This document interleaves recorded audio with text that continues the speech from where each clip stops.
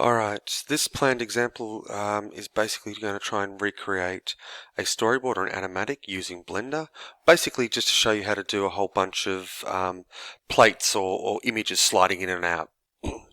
So moving over to Blender, I'm going to get rid of the default cube and reposition everything as a setup. So two ways to do it, either looking down here across the horizon or down from the top, it really doesn't matter which. But now that I've selected the camera, I'm just going to zero it out so that it's in position. I'm going to then change the X rotation to 90 degrees so that it's pointing into the distance, and pull it back a little bit along the Y direction, say -10 for a nice round number. Then when I look through that camera, I should be able to see something at least. I would hope anyway. Alright, so looking from this angle, and this is the important part, is that I want to be looking at this angle as I drag these images in. So the first one is frame 1. Drop it in the center and it should just work. And of course, lo and behold, it does not. So switching to the front view, grabbing that image, and I should be able to drag that JPEG image in nice and straight. I'll have to go through and modify this, but that's okay. And then, so you can see there, that's positioned on the 0, and of course, flicking back to my front view. I'm going to go to the quad view, Control-Alt-Q, so that I can actually position this. Now I want this top one here to basically view from the camera. Perfect. So that's basically where it is. I might need to scale it up a little bit and get it so it just crops the screen, and then I can keyframe that one in just in terms of location. Jump on, say 25 frames, key it in again, and then do the transition 1 frame later. Grab and just drop it out of the way. Oops. Yeah, grab, drop it out of the way, and then keyframe that in. I should also turn on the screen key so you can see what I'm doing. Alright, so you can see that's there. Now, next one, obviously.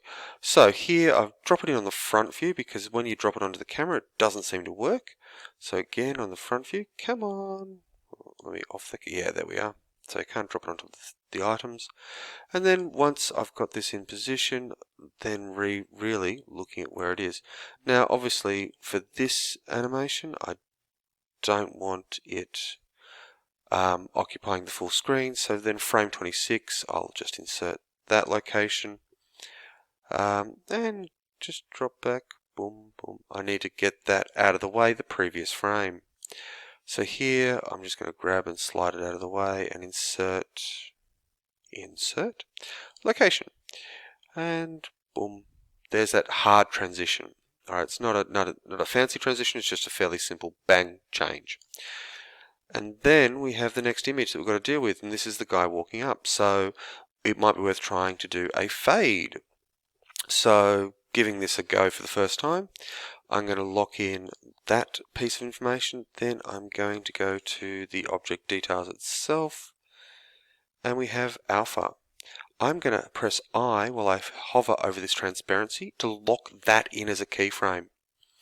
So what it does is it records that as a keyframe. Jump along 5 frames. Actually, maybe it'd be better if I just pulled this back 5 frames.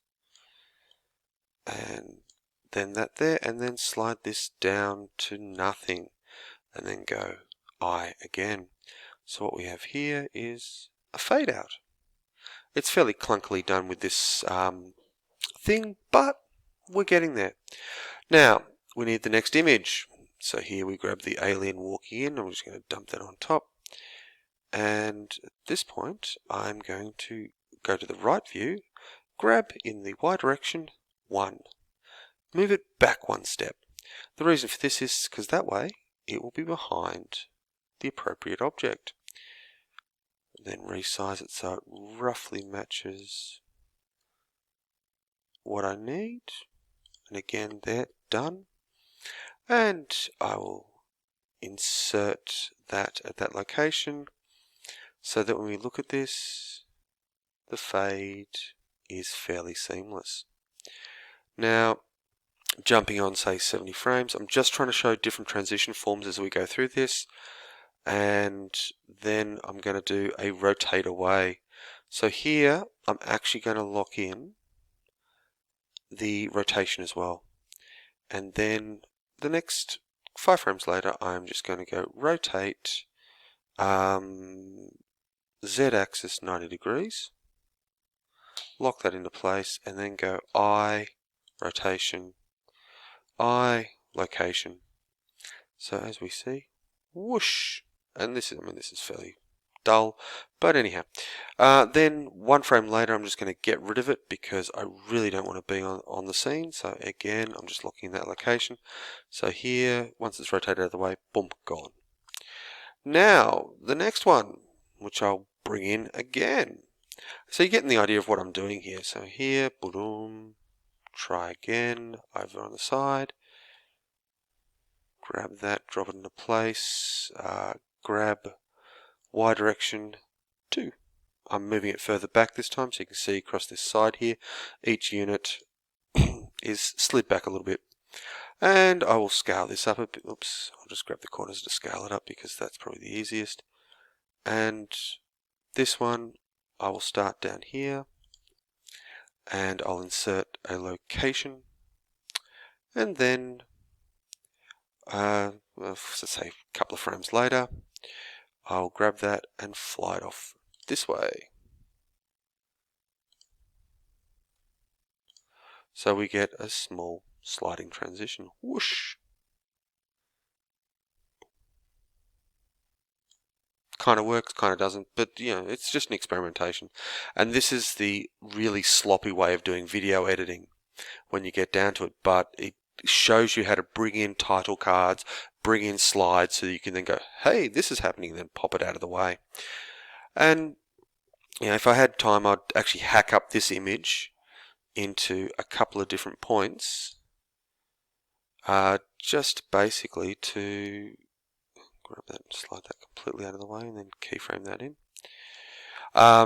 Basically just to make it easier so that I could actually have the city existing, and then grab Y, 4 frames I think it is now, no 3, and then have the alien spaceship fly over it.